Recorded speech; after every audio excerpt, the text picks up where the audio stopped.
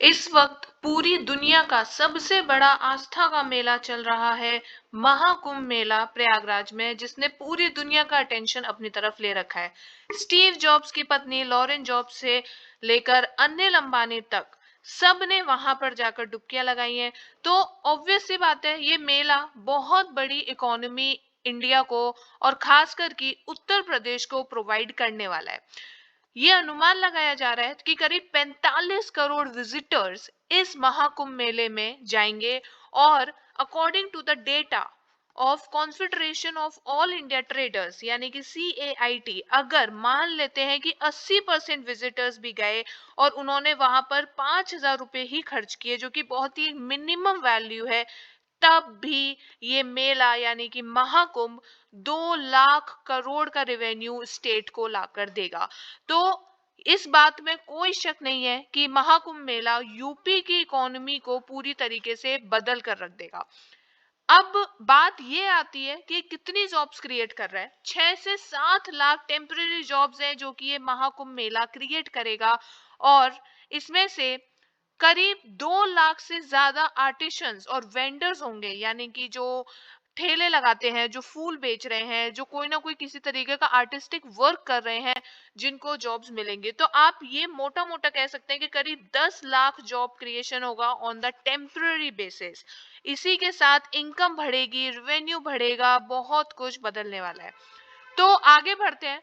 और आईटीसी जैसी high tech companies भी, चाहे वो आईटीसी हो, चाहे वो स्पाइस हो, कोका कोला हो, अडानी हो, बहुत बड़े बड़ी ऐसे हाईटेक कंपनीज हैं जो कि करीब करीब 3600 करोड़ का brand, high branding value UP को और उसके लोगों को लाकर देगी। अब सवाल ये उठता है कि महाकुंभ 2 लाख करोड़ का रेवेन्यू जनरेट कर रहा है, तो इसमें गवर्नमेंट का कितना खर्चा हुआ, गवर्नमेंट ने क्या क्या डेवलपमेंट्स किए और क्या थे फोकस एरियाज।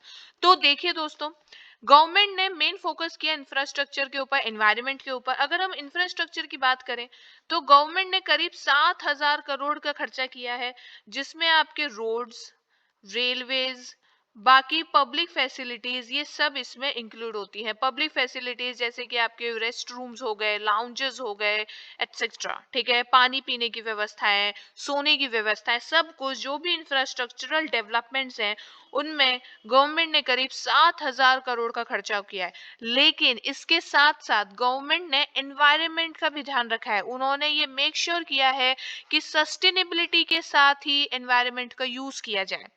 500 करोड़ उन्होंने हमारी प्रकृति को कंजर्व करने के लिए लगा दी है। इसके साथ साथ 1,50,000 से भी ज्यादा टेंट्स बनाए गए हैं गेट्स के रुकने के लिए, ठीक है। ये रेगुलर से लेकर प्रीमियम है, तो इनमें भी पूरा पूरा खर्चा किया गया है। और इस बार के महाकुंभ की जो खासियत रही है वो है इसका safety and security. Safety and security को बहुत फोकस में रखा गया है। 40,000 से ज्यादा पुलिस पर्सनल्स को डिप्लॉय किया गया है। एयर ड्रोन्स का यूज होता है for the purpose of safety. 700 से ज्यादा सीसीटीवी कैमरास है and AI powered vehicle parking facilities है, जिससे कि कोई भी परेशानी ना हो। इसी के साथ साथ जब महाकुंभ शुरू होने वाला था तो गवर्नमेंट ऑफ इंडिया ने प्रोजेक्ट्स लॉन्च किए थे, 19 न्यू फ्लाईओवर्स बनाए थे। क्योंकि दोस्तों ये जो महाकुंभ है, इसमें सिर्फ भारतवर्ष से नहीं, पूरी दुनिया से लोग इस यहाँ पर आ रहे हैं। पूरी दुनिया की आस्था इस समय पर जगी हुई है इस महाकुंभ को लेकर। तो इसी को नजर में रखते हुए इंफ्रास्ट्रक्चर को मेन फोकस दिया गया और 14 न्यू फ्लाईओवर्स बनाए गए, 9 परमानेंट घाट्स डेवलप किए गए, कुछ टेम्पररी घाट्स भी थे जिनको डेवलप किया गया था। उसके साथ साथ 7 न्यू बस स्टेशंस का भी कंस्ट्रक्शन किया गया। तो infrastructural development was very important, जिससे कि दुनिया भर से लोग आ सकें और आराम से यहाँ पर अपनी आस्था पूरी कर सकें। आगे बढ़ते हैं। इसी के साथ साथ अभी हमने देखा कि क्या क्या गवर्नमेंट ने एक्सपेंडिचर्स किए, ठीक है। बहुत सारे सेक्टर्स ऐसे हैं जिनको महाकुंभ से बहुत फायदा हुआ है, उनका इकोनॉमी एक्सपोनेंशियली ग्रो हुआ है, ठीक है। जैसे कि होटल्स, अगर मैं इसकी बात करूं तो टूरिज्म, अभी हमने देखा कि ये महाकुंभ करीब करीब अप्रोक्सी बता रहे हैं, इससे ज्यादा भी हो सकता है, करीब करीब 45 करोड़ विजिटर्स को अट्रैक्ट करने वाला है। तो टूरिज्म तो अपनी पीक पर पहुंच चुका है, तो होटल्स हो गए, उसके अलावा जो छोटे छोटे होम स्टेज टाइप के होते हैं, ठीक है, तो उन सब का इकोनॉमी इंक्रीज हुआ है, लोकल बिजनेसेस बढ़े हैं ऑफ कोर्स, क्योंकि लोग वहां जा रहे हैं तो लोग लोकल चीजें खरीदते हैं। बाहर से लोग आते हैं तो उनको बहुत इंटरेस्ट होता है कि वहां के सोविनियर्स इकट्ठा करें, है ना। तो लोकल बिजनेसेस आपके, जैसे कि बोटिंग हो गया, ठीक है, अब लोग हैं वो सब नाव का इस्तेमाल करते हुए जा रहे हैं डुबकी लगाने, ठीक है, उसके बाद फूलों की मालाएं बन रही है, प्रसाद बट रहे हैं, बहुत सारे ऐसे छोटे छोटे बिजनेसेस हैं जिनको बूस्ट मिला है। ट्रांसपोर्टेशन जैसे कि रेलवेज, अभी की कुछ ही बिल्कुल रिसेंट की न्यूज है कि प्रयागराज की तरफ जाने वाली फ्लाइट्स आज के समय पे सिंगापुर और बाकी देशों की तरफ जाने वाली फ्लाइट से भी ज्यादा महंगी है, बहुत महंगी फ्लाइट चल रही है। तो ट्रांसपोर्टेशन ने भी इकोनॉमी को तगड़ा बूस्ट दिया है, चाहे वो रेलवेज हो, चाहे वो एयरवेज हो, और इवन रोडवेज हो, ठीक है। तो ट्रांसपोर्टेशन हैज डेवलप्ड। अभी हमने देखा भी कि फ्लाईओवर्स बनाए गए हैं, फ्लाईओवर्स बनाए गए हैं, इसके साथ साथ रोड्स भी बनाई गई हैं, सेवरल इंफ्रास्ट्रक्चर डेवलपमेंट्स को ध्यान में दिया गया है। उसके अलावा कंज्यूमर गुड्स भी यूज होते हैं। कंज्यूमर गुड्स सिंपल है, जो रेडी टू मेक गुड्स होते हैं, वहां पर लोग हैं, जैसे कि बिस्लरी का पानी यूज हो रहा है, ठीक है। तो अभी क्या है कि ये इसकी भी प्रोडक्शन बढ़ेगी, और इसकी जब प्रोडक्शन बढ़ेगी तो इकोनॉमी बढ़ेगी।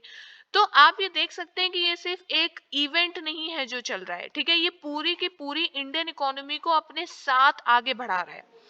तो it is going to affect it, right. So consumer goods, ये तो मैंने आपको एक एग्जांपल दिया, कोई भी ऐसा गुड है, रेडी टू मेक गुड्स होते हैं, उनका प्रोडक्शन बढ़ेगा, इकोनॉमी बढ़ेगा, रेवेन्यू बढ़ेगा, वेजेस बढ़ेंगे, सब कुछ ओवरऑल इकोनॉमिक ग्रोथ में कंट्रीब्यूट करेगा। उसके अलावा टेक्नोलॉजी का यूज हुआ है। अब जैसे कि लोग दुनिया भर से आते हैं, ठीक है, तो लोग वीडियो कॉल्स करते हैं अपने फैमिली मेंबर्स को, अपने दोस्तों को लोग वीडियो कॉल्स करते हैं, वॉइस कॉल्स पे उन्हें बताते हैं कि ये देखो मैं यहाँ हूँ, एक्सेट्रा। तो टेक्नोलॉजिकल एडवांसमेंट्स होते हैं, जैसे भारत इलेक्ट्रॉनिक लिमिटेड है, ठीक है, जैसे जियो है, जियो को फायदा हुआ है, उसकी सिम्स बिकी है। तो ओवरऑल अगर आप देखें तो ये मेला इकोनॉमी के हर एक सेक्टर को टच करते हुए जा रहा है, और ये इकोनॉमिक बूस्ट प्रोवाइड कर रहा है to the overall economy of the state. ये 144 साल बाद इसका संयोग बना है, जो कि बहुत बड़ी बात है, सिर्फ देशवासियों के लिए नहीं बल्कि पूरी दुनिया में फैले आस्था, आस्था जिनकी भी इस मेले से जुड़ी हुई है, ठीक है। So that was it, that was about Kumbh Mela. आप इनसे जुड़े रहिए। This is my Telegram ID. You can connect with me here. Please like, share, and subscribe if you find this video informative. Thank you for watching. See you in the next video. And also आप मुझे भी topics भी suggest कर सकते हैं जिन पर भी आप चाहते हैं मैं video बनाऊं. Thank you.